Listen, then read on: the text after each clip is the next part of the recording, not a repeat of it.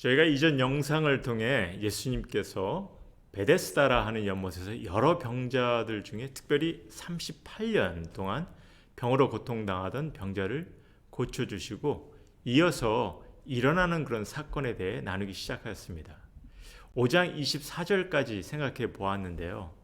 예수님께서는 그 병자를 안식일날 고쳐주심으로 유대인들의 반감을 사는, 아니 저들이 예수님을 죽이려고까지 하는 그런 긴장된 상황을 만드셨죠. 그리고 그 상황 속에서 예수님께서는 또 유대인들에게 더없이 놀라운 말씀으로 저들에게 새로운 가르침과 도전을 주시는 것을 보았습니다.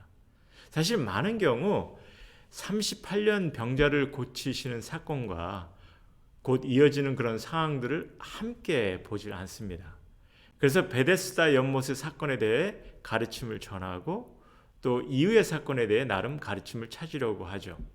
하지만 예수님은 38년 된 병자를 안식일날 고쳐주시고 그 이후에 귀한 가르침으로 이어나가시는 것을 볼 수가 있습니다.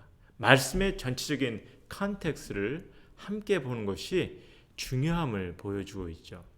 그래서 같은 안식일날 예수님은요, 본인 스스로가 하나님 아버지께서 보내신 능력의 아들이며 또 이 땅에서는 심판의 권세 그리고 영생을 얻게 하는 그런 권세가 있음을 전하셨어요. 물론 안식일에 병자를 고치시는 것은 유대인들을 분노케 하는 상황이 되었고 또한 분노한 유대인들에게 계속 전하신 말씀은요, 예수님을 죽이려고까지 하는 그런 상황이 되죠. 그래서 이게 말입니다. 어떻게 보면은 38년이란 오랜 세월을 고통 속에 있는 그런 병자를 안식일에 고쳐주신 것이 정말 오랜 기간 동안 잘못된 가르침과 잘못된 종교 생활로 죽음의 심판에 갇혀있는 유대 백성들을 말씀으로 깨우치시고 고쳐주시려는 그런 뜻을 담고 계심을 생각해 볼 수가 있는 거죠. 한 인생에 38년이면 그 인생에 정말 오랜 기간에 소망이 없는 그런 삶을 살아온 것입니다. 마치 그 당시 유대인들이 오랜 기간 동안 잘못된 신앙 속에 하나님께 향한 소망을 놓치고 살아온 것처럼 말입니다. 그런 저들에게 구원과 영생의 가르침을 전하시고 도전하시는 거죠. 그럼 5장 나머지 구절에 예수님의 가르침을 이 시간에 마저 나눠보고자 합니다. 우리가 성경에 마태, 마가, 누가 복음서를 보시면요, 이 세 복음서를 이제 공간 복음이라고 하는데 이 복음서를 보시면 의외로 영생이나 구원에 대한 가르침이 매우 미흡하다는 거죠. 하지만 요한은 지금 이 요한 복음서를 통해서 예수님께서는 영생과 구원에 대한 가르침을 유대인들의 잘못된 신앙관에 도전하시며 명백히 전하셨음을 나누고 있습니다. 그리고 오늘 본문을 통해서는 예수님께서 영생을 위해 이제 죽은 자들의 부활까지도 가르치시고 계셨음을 전하고 있죠. 그래서 죽은 자들이 무덤 속에 있는 저들의 영혼이 하나님의 아들, 즉 예수 본인의 음성을 들을 때가 오는데 그때가 다가왔으며 그들은 이제 생명의 부활 그리고 심판의 부활을 경험하게 될 것이라 말씀하시죠. 사실 부활에 대한 가르침도 공간 복음서에서는 예수님께서 죽음에서 부활하시기 이전에는 거의 언급이 안 된 가르침이죠. 하지만 요한은 지금 초대교회 차세대들에게 구원과 영생 그리고 부활에 대한 가르침은 예수님께서 살아 생전에 매우 중요시 여기시고 그리고 도전적으로 말씀해 주신 가르치심을 보여주고 있습니다. 그래서 우리가 복음서를 볼 때 공간 복음서에서는요, 예수님께서 행하신 기적적 능력과 삶 그리고 초대교회가 기대하던 하나님의 나라에 대한 초점을 두고 복음서를 전하고 있고요. 하지만 요한은 이 요한 복음서에서 우리 신앙인들이 예수님의 실체와 그의 말씀을 어떻게 중요시 보아야 하는지, 그래서 예수님 하나님의 아들이시고 또 하나님의 본체이시죠. 그리고 예수님께서는 하나님의 말씀이 되시고 이를 우리가 중요시 보아야 하는 것을 전하고 있고요. 그래서 그의 말씀을 통한 구원과 영생을 믿고 받아들여야 함을 또한 크게 초점을 두고 있습니다.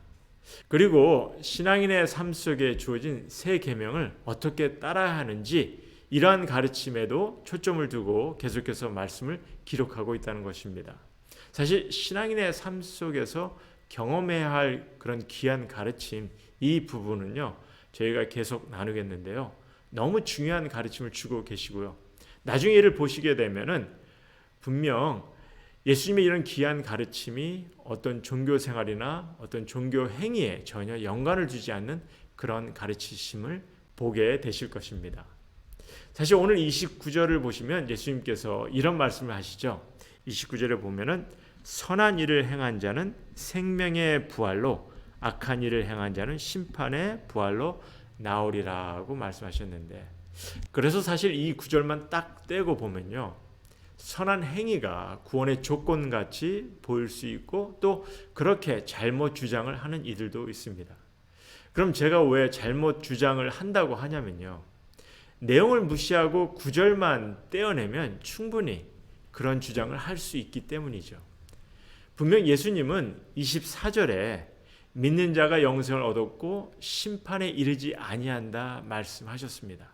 이미 사망에서 생명으로 옮겨졌다. 즉 믿음으로 구원과 영생이 주어졌다는 거죠. 그리고 오늘 본문의 그 후반부 또한 성경 말씀이 예수 그리스도와 영생에 대해 증거하고 있음을 얘기해 주고 계시고요, 이를 위해 예수님께서 이 땅에 오셨고 그를 믿고 영접함이 영생의 길임을 간접적으로 가르치고 계십니다. 그럼 선한 일을 행한 자는 생명의 부활로, 그리고 악한 일을 행한 자는 심판의 부활로 나오리라 하신 말씀은 어떤 의미인지 좀 생각해 봐야 하겠죠. 그래서 원어의 말씀을 생각해 보면요, 예수님께서 악한 일을 말씀하실 때 사실 이 사악한 행위를 설명하는 단어보다는 법을 깨트리는, 기준을 범하는 그런 단어를 말씀하십니다. 그리고 그 당시 선한 일을 표하는 단어는 늘 하나님께서 옳게 여기시는 것을 설명하는 단어이고요. 그렇기 때문에 이 본 의미를 다시 우리가 본다면요, 하나님의 뜻에 합당한 자는 생명의 부활로, 그리고 그 하나님의 뜻을 거스린 자는 심판의 부활로 나오리라는 말씀입니다. 그럼 하나님의 뜻이 무엇이겠어요? 예수님께서 이미 전하셨죠. 하나님께서 아들에게 생명과 심판의 권한을 주셨으며 이제 아들의 음성을 듣는 자가 살리라 하신 것처럼 우린 주님의 말씀을 듣고 주님을 믿는 자가 되어야 하며 이로 영생을 얻게 되는 거죠. 이 땅의 생명과 심판의 권세를 갖고 오신 주님, 이 주님의 말씀을 듣고 그를 믿으시는, 그래서 영생을 얻으시는 모두가 되기를 소원합니다. 예수님은 계속 말씀하시며 유대인들에게 도전하십니다. 성경의 증거가 예수님을 증거하고 있으며 심지어 유대인들에게 잘 알려진 침례 요한이 많은 유대인들에게 선포한 증거 또한 예수님 자신에 대한 증거였음을 말씀하셨어요. 예수님께서 이 땅에서 이루실 놀라운 역사는 하나님 아버지께서 이미 말씀하셨습니다. 성경을 통해, 그리고 하나님 아버지로부터 보내심을 받은 자들을 통해서, 심지어 모세를 통해서 전하셨다 말씀하십니다. 다만 너무 오랜 기간 잘못된 가르침과 관념 속에 병이 들어 소망을 잃은 유대인들은 아버지의 음성을 들을 수가 없었고, 성경을 연구하고 상고한다 하면서도 진리의 가르침을 마음에 품을 수가 없었다 하십니다. 그리고 성경에서 증거된 하나님의 아들 그리스도께 다가오지도 영접하지도 않았고 믿지도 아니하였음을 전하셨습니다. 그리고 이는 모세가 증인이 되고 또한 고소하는 이가 될 것을 경고하시죠. 혹시 잘못된 가르침과 잘못된 전통적 가르침에 참 소망을 보지 못하시고 누군가가 일으켜 세워주길 막연히 기다리고 계시진 않으신지요? 오랫동안 성경 통독을 하고 공부를 하시면서도 진리의 가르침보다는 내 삶에 도움이 되는 말씀만 찾으려고 하진 않으신지요?